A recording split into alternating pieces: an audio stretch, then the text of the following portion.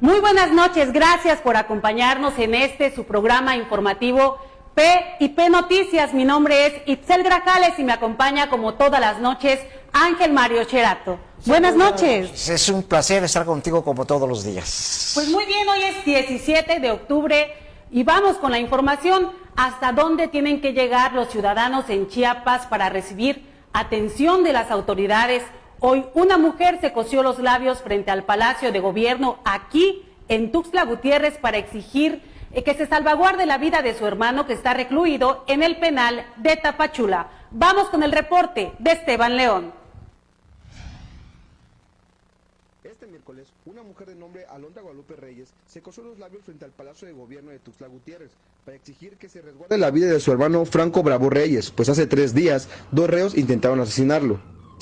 Alondra Reyes señaló que su hermano se encuentra recluido en el penal de la Ceiba número 6, en donde Cipriano Flores, alias el 7, y otro Hernández intentaron ahorcarlo con un cable, amenazándolo de matarlo si no les entregaba la cantidad de 30,000 pesos. Representante de la Ceiba del Cerezo número 3, representante de la Ceiba, y le apodan el 7, con Otto Hernández, agarraron e intentaron matar a mi hermano Franco Bravo Reyes.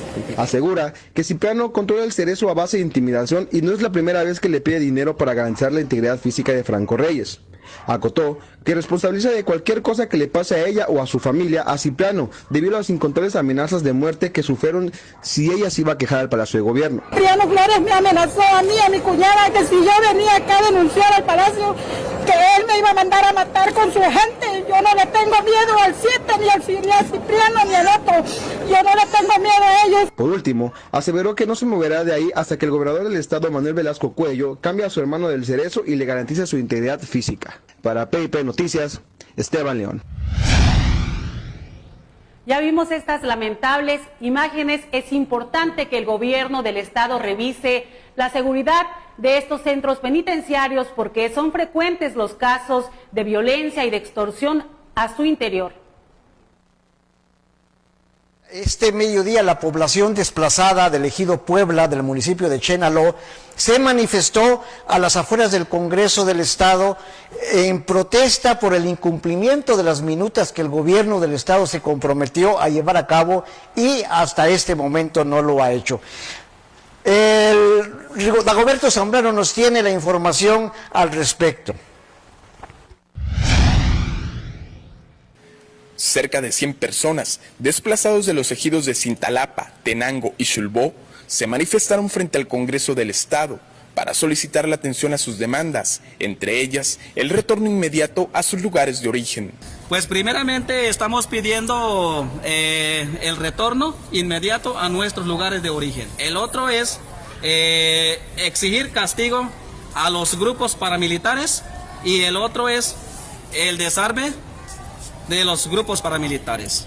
El mismo informó que los desplazamientos se han debido a factores políticos, donde el gobierno del estado se ha convertido en cómplice de los agresores. Pero el gobierno se ha negado para dar ese retorno y también castigar a los culpables, y el mismo gobierno se hace cómplice de los agresores. Cabe mencionar que con esta manifestación los desplazados cumplen 15 días de haberse instalado a un lado del Palacio del Estado. Sin embargo, las autoridades se han limitado a invitarlos a retirarse. Informó para P&P Noticias, Dagoberto Zambrano.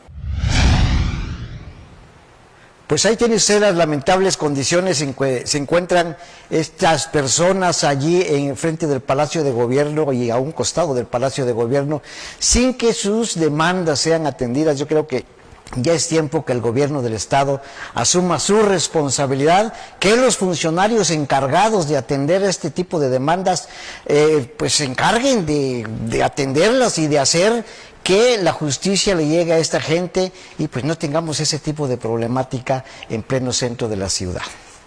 Y en otra información, tenga mucho cuidado con lo que le ofrecen a cambio de dinero, porque un supuesto funcionario de la Secretaría de Salud fue denunciado porque defraudó a 50 personas. Primero les ofreció terrenos y después plazas. Vamos con la información que nos trae Dagoberto Zambrano. Entre 40 y 50 personas fueron estafadas por Juan Roque Villatoro, supuesto servidor público del Hospital Rafael Pascasio Gamboa, informó Mauricio Tamayo Gamboa, uno de los afectados. Este lunes, a las afueras del edificio de justicia restaurativa de la Fiscalía General del Estado, detalló que durante el 2016 les vendió terrenos de 10 por 20 en el predio Santa Inés, ubicado en el municipio de Berriozábal. Posteriormente, en el mes de marzo de 2017, los incautos clientes fueron convocados para decirles que no les entregaría los lotes, pero tampoco les reembolsaría los montos invertidos, que en suma ascienden a más de 2 millones de pesos.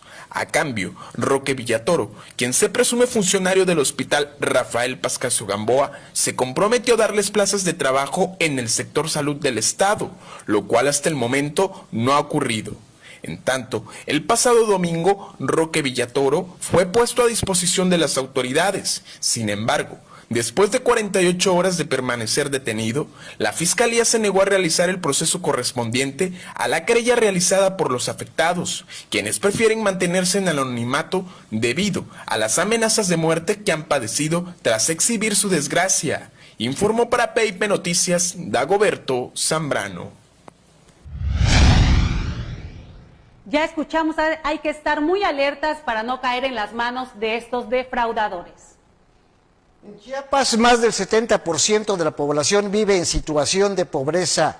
El combate de esta problemática será precisamente uno de los puntos primordiales del Plan de Gobierno 2018-2024 en la administración, que a partir del 8 de diciembre encabezará el gobernador electo Rutilio Escandón Cadenas. Escuchemos la amplificación de esta información por parte de nuestro compañero Esteban León. El Consejo Nacional de Evaluación de la Política de Desarrollo Social, CONEVAL, en su último informe, este año reveló que el estado de Chiapas ocupa el primer lugar en México con el mayor porcentaje de población en pobreza. Actualmente, Chiapas cuenta con el 76.2% de la población en pobreza, que equivale a 3.961.000 habitantes, de los cuales 1.629.200 viven en pobreza extrema.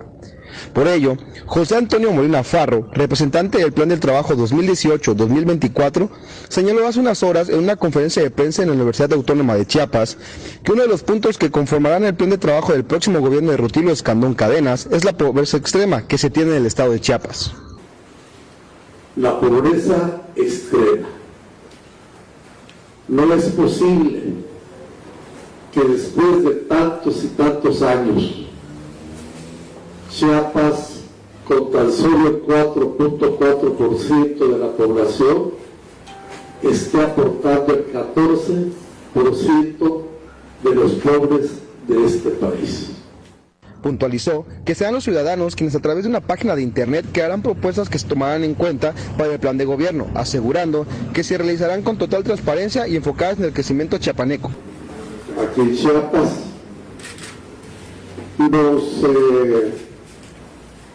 instruyó para que realizáramos foros de consulta para la formulación del plan de gobierno. Rutilio ha sido muy claro. Para PIP Noticias, Esteban León.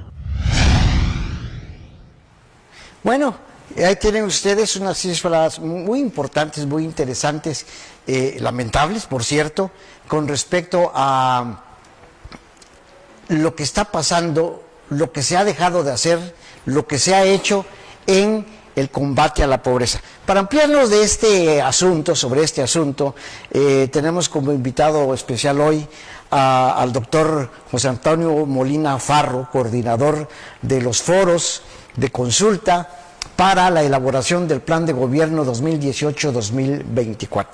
Doctor, es un gusto estar hoy aquí con usted. Usted bienvenido, esta es su casa. Sin duda, tiene usted una de las responsabilidades más grandes, más importantes, que es la elaboración de un plan para combatir la pobreza en un estado tan pobre y en el que no se ha hecho nada para combatir la pobreza. Se han hecho programas que no han funcionado. ¿O piensa usted que es al revés, que sí han funcionado los programas? Bueno, antes que nada, Gervario, Itzel, muchas gracias por la invitación y por permitirme pues unas reflexiones aquí en este espacio privilegiado que es el estar con ustedes. Tú, un periodista de larga data, Sí, ahí estamos. y es un privilegio y un honor. Con respecto a la pobreza en Chiapas, pues obviamente es desgarradora.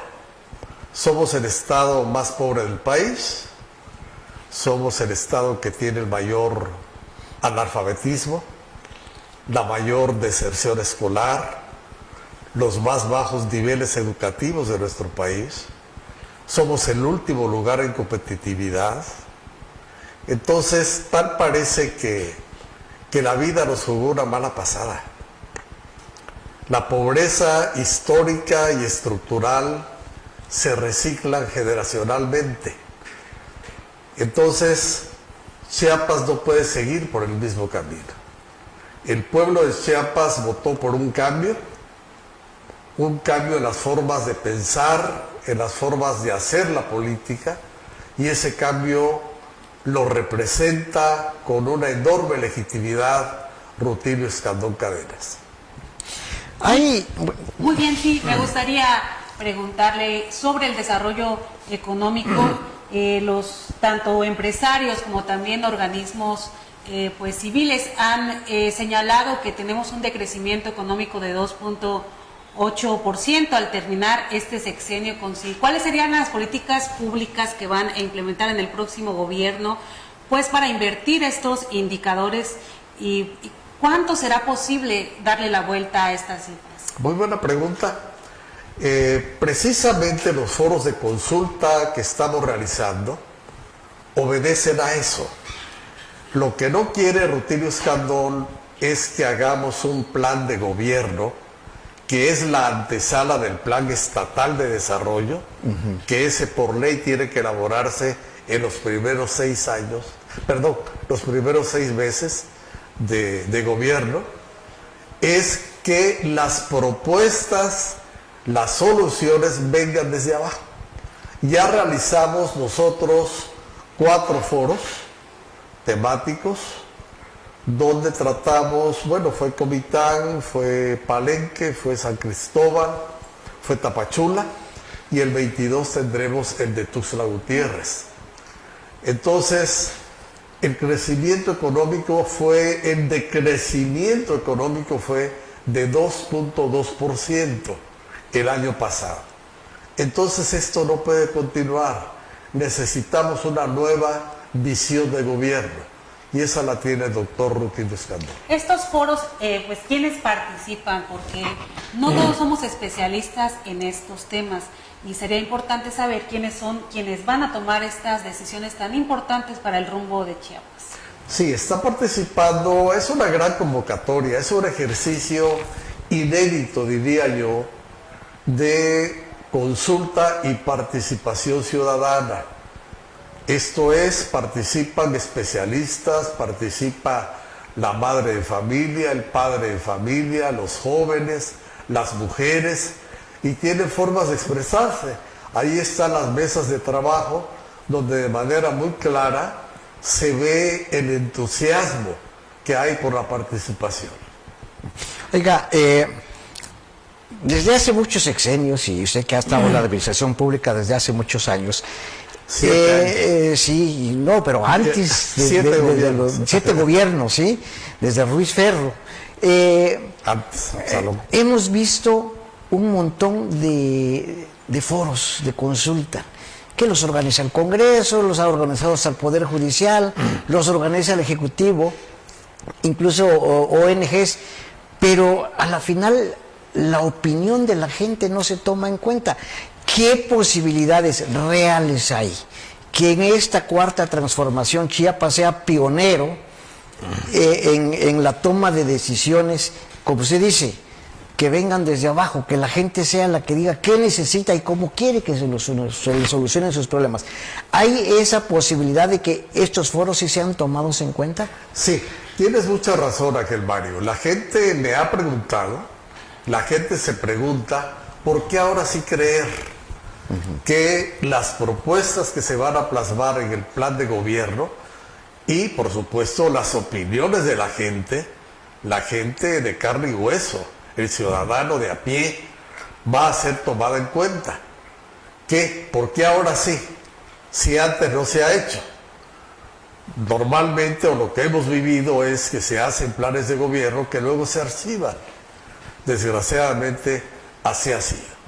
Ahora no va a ser así, porque pues, simplemente lo dice la trayectoria del doctor Rutilio Escandón. Rutilio es un hombre que le da un valor a la palabra. Rutilio es un hombre congruente entre lo que piensa, lo que dice y lo que hace. Rutilio es un hombre que cree en el Estado de Derecho y cree también que hay que cambiar las cosas para poder avanzar. Él proviene de orígenes humildes. En consecuencia, piensa en la gente y en sus necesidades. Hay prácticas muy arraigadas en Chiapas y que sin duda han hecho mucho daño. Hablemos de estos programas sociales, pues estos padrones por ejemplo, programas a favor de las madres solteras, sí, que luego son utilizados en los procesos electorales como padrones electorales en beneficio de algunos sectores políticos. ¿Seguirán o no estos programas en Chiapas? Independientemente de los resultados que haya en estos foros, creo que es muy evidente que este tipo de prácticas hacen mucho daño a Chiapas. Sí, sin duda. Esas prácticas se van a terminar, puedes tener la plena seguridad de ello. Eso ya no existe, ya no va a existir, vaya. La instrucción del gobernador es muy clara. Él va a reivindicar la sustancia ética de la política.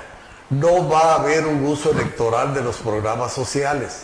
Sin duda, se van a revisar, eso sí, para ver qué está funcionando, qué no está funcionando y si hay desviaciones. Y en esto me gustaría dar continuidad. Algo de lo que están cansados los chiapanecos y quizá no corresponde precisamente al área que usted está, ¿sí?, pues que tiene en sus manos, es este uso de los recursos públicos para la promoción personalizada, estos espectaculares donde se ha visto pues a los gobernadores, no solamente en Chiapas, sino también en otros estados del país, y es ahí donde parece que se escurre, que se va el dinero. ¿Seguirá con esta promoción indiscriminada el próximo gobernador de Chiapas? El gobernador electo Rutilio Escandón, abrigo yo la firme convicción que se hará también a nivel federal, que habrá reformas a la ley electoral. Yo así lo siento, tanto a nivel federal como a nivel estatal. Este tipo de autopromociones pues ya pertenecerán a la prehistoria. Nosotros vamos a construir una nueva historia, y al decir nosotros, decimos el pueblo de Chiapas, acompañado por el liderazgo de Rutilio. Oiga, en cuanto al asunto de los programas de asistencia social que han sido duramente criticados por expertos en la materia, no por cualquier personaje, en el sentido de que solo son, como decía mi compañera Itzel, programas electoreros. Va a haber una revisión a fondo, por ejemplo, del programa de los adultos mayores, que se llevó a rango constitucional, sí, pero que a la final fue algo que no funciona, porque hay gente millonaria recibiendo sus 550 pesos y hay gente pobre que no los recibe. ¿Habrá una revisión de esto? Sí, a veces es difícil discriminar, Ángel Mario. No resulta tan fácil que tú en un momento dado, creo yo que la medida de Andrés Manuel en ese sentido, que generalizó el apoyo, es válida, porque resulta, te digo, bastante difícil hacer una discriminación en este sentido. Pero el uso, te digo, electoral y para autopromocionarse, eso ya no va a existir. Además, sí habrá, por supuesto, una revisión de los programas sociales para ver qué es lo que funciona y qué es lo que no funciona. Ahora, el asistencialismo. Sería demagógico decirte que todo esto se va a terminar. Sí, se va a seguir, aquella política, aquel famoso dictum de Confucio, enseñarles a pescar, no darles el pescado. Capacitar para la producción, capacitar para la organización, capacitar para el trabajo. Pero no olvidemos que hay un sector sumamente pobre en Chiapas. En Chiapas tenemos el más alto porcentaje de indigentes. No hay que olvidarlo. Ellos sí necesitarán cierto tipo de asistencia social. Pero recordará usted que hay un tema, digamos, toral, que ha frenado el desarrollo de Chiapas, ¿sí?, en todos los sentidos, en justicia, hasta en legislación, que es la corrupción. Necesariamente tienen que combatir la corrupción y la impunidad para que los recursos destinados para combatir la pobreza lleguen a quienes lo necesitan.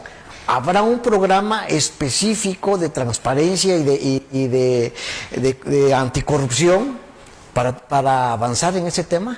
Definitivamente, Gelmario, una bandera, mira, te diría yo, como tú bien dices, toral, importantísima, del doctor Rutilio Escandón, desde que estaba en campaña, es el combate frontal a la corrupción y a la impunidad, al tráfico de influencias y al conflicto de intereses, al nepotismo, al amiguismo, al compadrazgo.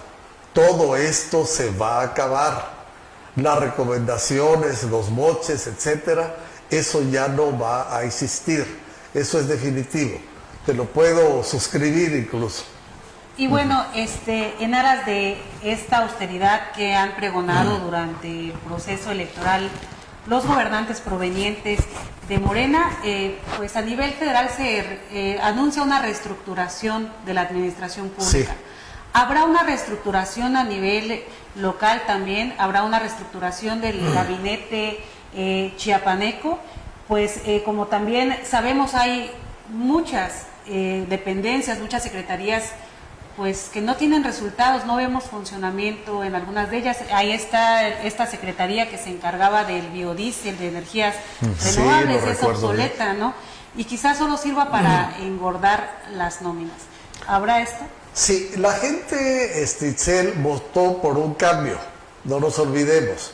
Y parte de ese cambio es un rediseño institucional, un rediseño de la administración pública y un rediseño financiero también, para darle racionalidad y darle congruencia a la actuación de los servidores públicos y de la propia administración pública, para que haya esa interdependencia y esa comunicación y ese entrelazamiento necesario, y todos caminen en un mismo rumbo, con una claridad de objetivos que ya ha marcado el propio doctor Escandón. ¿Habrá plazos fatales o fechas virtuosas? Es decir, tenemos de aquí al 2019 para combatir el 10% de la pobreza, o de aquí al término del sexenio ya bajamos la pobreza de Chiapas del 77% por lo menos al 50%.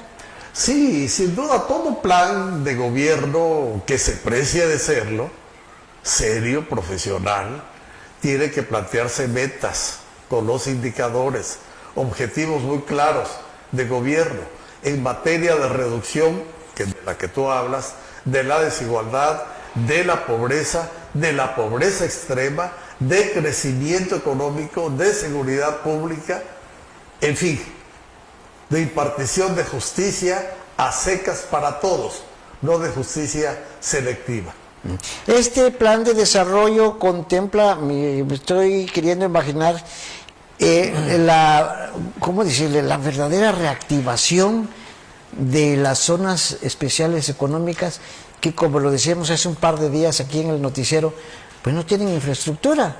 No hay por lo menos un muelle para recibir, digamos, barcos cargueros de gran envergadura, de gran caladura, o no tenemos una carretera digna de Puerto Chiapas a Tapachula para la transportación de productos. Sí. ¿Se va a reactivar esto? ¿Se va a mejorar?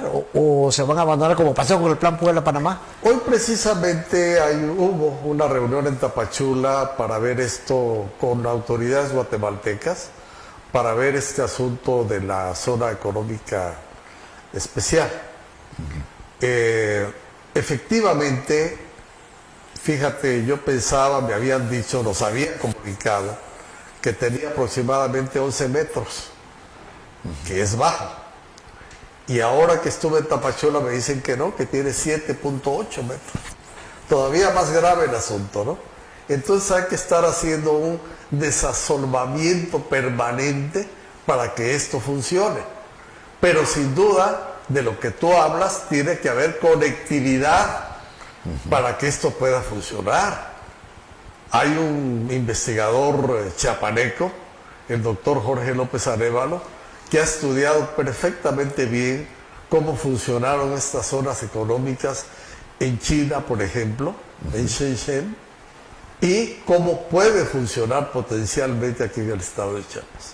Pero para esto, quiero suponer que van a reactivar también el Plan Puebla-Panamá, que esa era la idea, o sea, más bien de ahí se basan para las zonas especiales económicas. Es decir, por ejemplo, de Panamá para Sí, Chiapas, muy bien, Ángel hasta Mario. Zamora, No. las conexiones portuarias que no se han dado, ¿se van a reactivar? Vivimos todo eso, Ángel Mario, tú te acuerdas, fue hace varios sexenios, el famoso Plan Puebla-Panamá con Fox, Sí. con Vicente Fox. Entonces se va a revisar todo muy bien para darle congruencia justamente, pero sí se va a ver al mercado centroamericano. Chiapas produce, tiene ventajas comparativas y ventajas competitivas en muchos de sus productos para poder exportarlos también allá. Pero todo eso se va a revisar minuciosamente. Y lo que funcione, se queda. Lo que no funcione, pues se va. Sí. Y bueno, para concluir entonces, ¿qué sí tendremos para el 8 de diciembre? ¿Cuándo va a estar listo este plan de desarrollo que pues regirá el próximo gobierno? Bueno, el plan de gobierno se pretende terminar a finales de octubre, por la primera semana de noviembre aproximadamente. ¿Y qué tendremos a partir del 8 de diciembre? Pues vamos a tener un gobernante con una nueva visión de gobierno, un gobernante que cree en el Estado de Derecho, un gobernante que conoce palmo a palmo todo el territorio de Chiapas, sus necesidades y sobre todo el cómo resolverlas. Seamos optimistas, abriguemos la esperanza. Rutilio representa una esperanza fundada en toda su trayectoria, que ha sido muy congruente entre lo que dice y lo que hace. Pues, doctor, de verdad le agradecemos mucho su tiempo, su generosidad de estar con Muchas nosotros. gracias a Si ti. desea usted alguna cosa que agregar, considere que quedó fuera. Es nada más que le vemos la mirada, que no perdamos la esperanza, que tengamos confianza en nuestras propias fuerzas y todo va a salir muy bien con la participación responsable también de la sociedad chiapaneca. Yo decía hoy en la mañana una frase, porque la recogí ahora que estuve en la casa museo de don Belisario Domínguez, que me gustó mucho, de don Belisario. Si cada uno cumple con su responsabilidad, la patria estará salvada. Muchas gracias. Esperamos contar nuevamente con su presencia aquí en este espacio de PIP Noticias. Con mucho gusto, Isabel, gracias. Muy agradecido de verdad, y esta es su casa. Muchas gracias, qué amable. Gracias. Y bueno, seguimos con la información. Hoy nos acompañó el periodista Vinicio Portela para hablarnos de la desinformación que está generando el gobierno de Tuxtla Gutiérrez, y es que el secretario general del Ayuntamiento, Aquiles Espinosa, rindió a los medios de comunicación información inexacta sobre la cuenta pública. Vinicio Portela explicó que la deuda pública de Tuxtla es de 360 millones de pesos aproximadamente y no de 2.500 millones como aseguró Espinosa. en este sentido coincidió que es muy importante que el gobierno de la capital del estado aclare cuál es la situación financiera del municipio, porque hoy por hoy la sociedad exige transparencia, Ángel. Pues esto es grave lo que está pasando.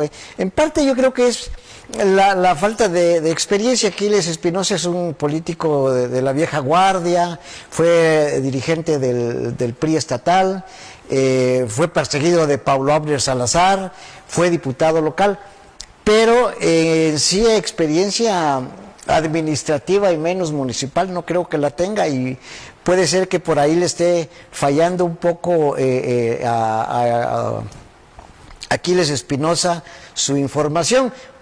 Y por el otro, esperemos que Carlos Morales no esté recurriendo a este tipo de información falsa para tratar de cubrir los errores que sin duda ya se dio cuenta que va a tener que cometer, porque Carlos Morales ha sido 2 veces regidor, debió haber sido presidente, pero bueno, se vendió y dejó que otro gobernara en su lugar, y a raíz de esto, pues ahora está buscando culpables. Tampoco estamos defendiendo a Fernando Castellanos. Fernando Castellanos, lo sabemos todos, fue un tipo que corrompió el poder público municipal hasta donde pudo, y su sucesor interino, Carlos Molano, pues no pudo hacer absolutamente nada con esto. Pero veamos lo que nos dicen al respecto. Y bueno, a partir de hoy, como cada miércoles, tenemos un espacio parlamentario. La sección se llama Encuentro Parlamentario, y nuestro especialista en el tema, Manuel Arellano, nos habla de la ciudad, desde la Ciudad de México, de lo que está ocurriendo en el Congreso de la Unión.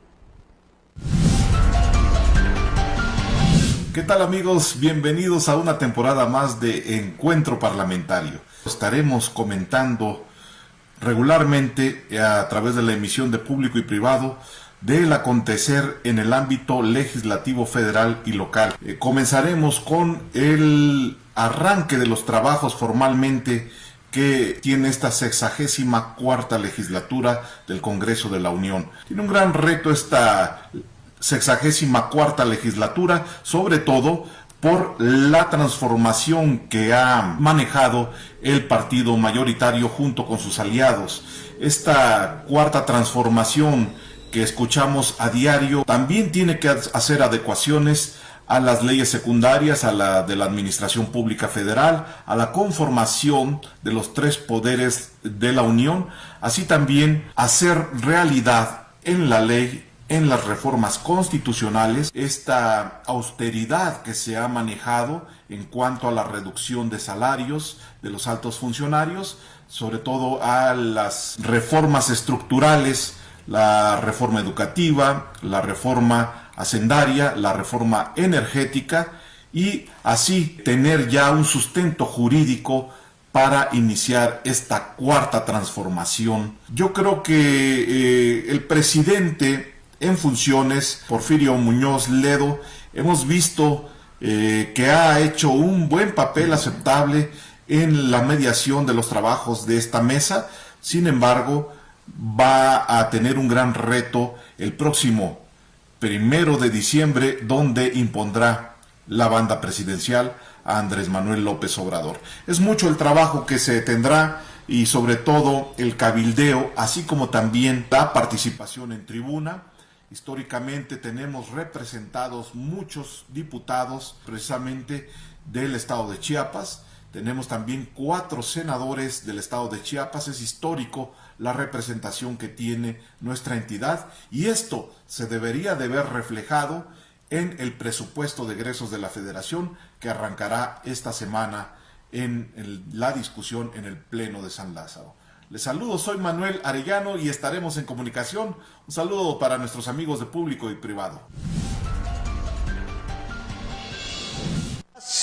Nacionales, pese a que el comisionado general de la Policía Federal, Manelich Castilla Cravioto, anunció que esa dependencia no detendrá el paso de más de 4,000 migrantes hondureños que salieron de San Pedro Sula en Honduras rumbo a Estados Unidos. Esta mañana arribaron a Tapachula, 2 aviones con agentes federales armados y con equipos antimotines. Si bien la instrucción presidencial es apoyar las tareas del Instituto Nacional de Migración, las amenazas del presidente norteamericano Donald Trump pudieran influir para que México detenga la caravana en la frontera con Guatemala. El pasado martes, Bartolo Fuentes, dirigente de dicha caravana, fue detenido por autoridades guatemaltecas acusado de violar las leyes migratorias. Horas antes, Trump había advertido al presidente Jimmy Morales que si no detenía el paso de los migrantes, retiraría la asistencia financiera a ese país. Y ha hecho lo mismo con El Salvador, con Honduras y con México, y no dudamos, la verdad no dudamos que los contingentes de la Policía Federal que llegaron esta mañana en 2 aviones 747 de esa dependencia a Tapachula vengan con intenciones de frenar esa caravana que, por cierto, se dividió. Unos vienen por la zona costa de Guatemala y otros subieron hacia la capital para agarrar sin duda la carretera de Occidente.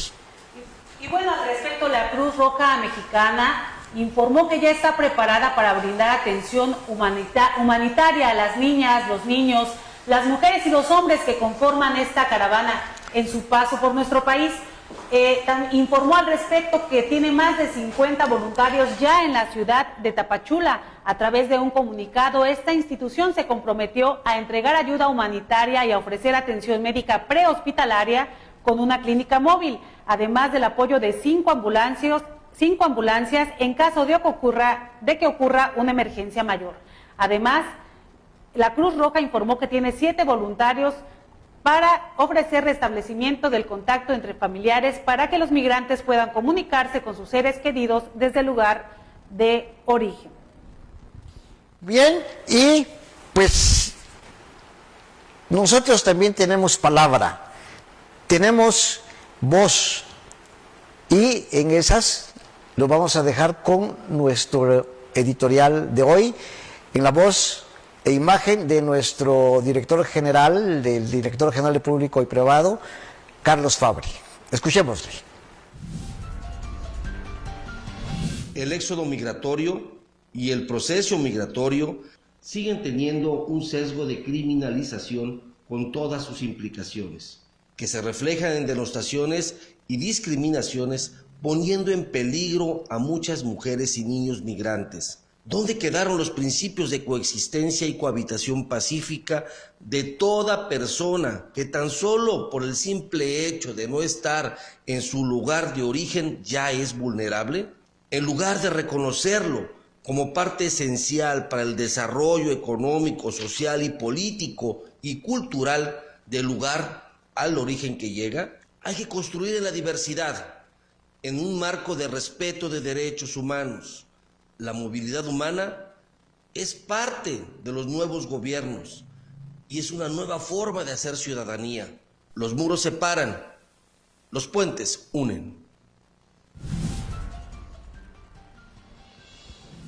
Muchas gracias a todas las personas que nos acompañan a través de Facebook, especialmente a Adriana Bravo, a Matilde González Jiménez, a Belén Lira, a Matilde González y a Aida Monterroso, que nos dejaron algunos comentarios, algunos saludos.